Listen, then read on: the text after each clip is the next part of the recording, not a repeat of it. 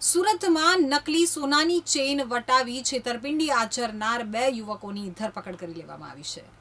સુરતના કતારગામ વિસ્તારમાં આવેલ રાજ જ્વેલર્સમાં 916 હોલમાર્ક ચેઇન સોનાની કહી વટાવવાની કોશિશમાં તે તાંબાની નીકળી હતી. તો નકલી ચેઇન વટાવી છેતરપિંડી કરવાનો પ્રયાસ કરનારા ધોરાજીના 2 યુવકોને પોલીસને હવાલે કરાયા હતા.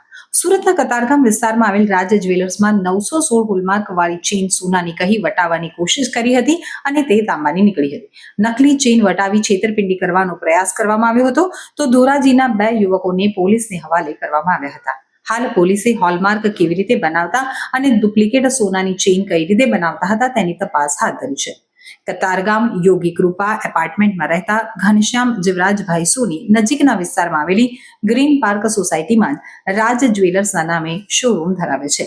તો 2 યુવકો તેમના શોરૂમ ઉપર આવ્યા હતા અને એક ચેઇન બતાવી હતી જે 916 હોલમાર્ક વાળી છે.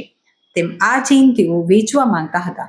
તો 10,830 ગ્રામ વજનની ચેઇનના 82,000 રૂપિયા થતા હતા. પરંતુ 30 વર્ષનો બહોળો અનુભવ ધરાવતા આ જ્વેલર્સને મામલો શંકાસ્પદ લાગ્યો હતો.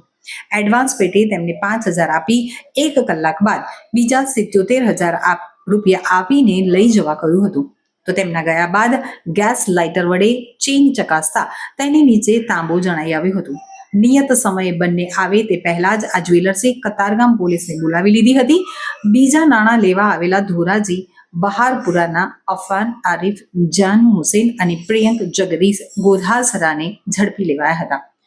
916નો હોલમાર્ક તેઓ કઈ રીતે બનાવતા હતા અને તેમણે બીજા પણ કોઈ ગુના કર્યા છે કે કેમ તેને લઈ પોલીસે પૂછપરછ હાથ ધરી છે.